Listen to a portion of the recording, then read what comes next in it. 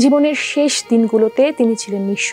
একসময় যিনি রূপালী পর্দা কাঁপিয়েছিলেন, তিনি জীবনের শেষ প্রান্তে এসে ঠাঁই নিয়েছিলেন সরকারি আশ্রয়ণ প্রকল্পের একটি ঘরে। বলছি 90 দশকের জনপ্রিয় চিত্রনায়িকা সাহিনা আক্তার বনশ্রীর কথা। আজ মঙ্গলবার ভোরে শিবচরের একটি হাসপাতালে শেষ নিঃশ্বাস ত্যাগ করেন এই গুণী শিল্পী। দীর্ঘদিন অসুস্থ থাকার পর আজ মঙ্গলবার ভোরে শিবচর সরকারি হাসপাতালে চিকিৎসাধীন অবস্থায় মারা গেছেন চিত্রনায়িকা বনশ্রী। পরিবারের পক্ষ থেকে তার ভগ্নিপতি আবুল বাসার এই খবর নিশ্চিত করেছেন। তার মরদেহ আপাতত নানিবাড়িতে নিয়ে যাওয়া হয়েছে বলেও জানান তার ভগ্নিপতি।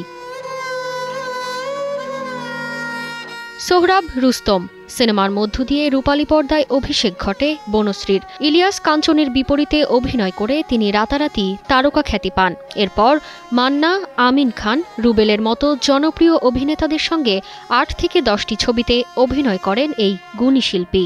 বসুন্ধরা টিস্যু, অশুদ্ধতার বিরুদ্ধে এক বিন্দুও ছাড় নয়। তার অভিনীত উল্লেখযোগ্য ছবির মধ্যে রয়েছে মহাভূমিকম্প, নেশা, প্রেম বিসর্জন ও ভাগ্যের পরিহাস। একসময় রূপালী পর্দা কাঁপানো এই নায়িকার জীবনের শেষ দিনগুলো সুখের ছিল না।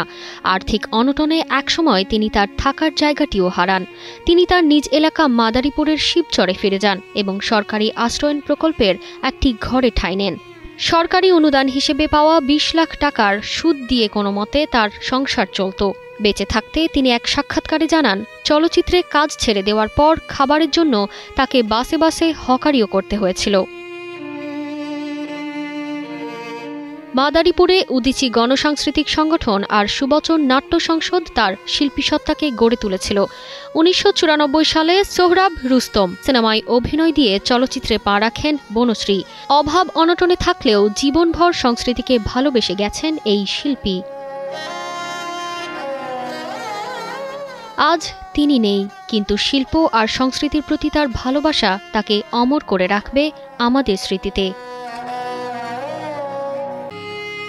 তারতিবা ফারুহি, কালের কণ্ঠ।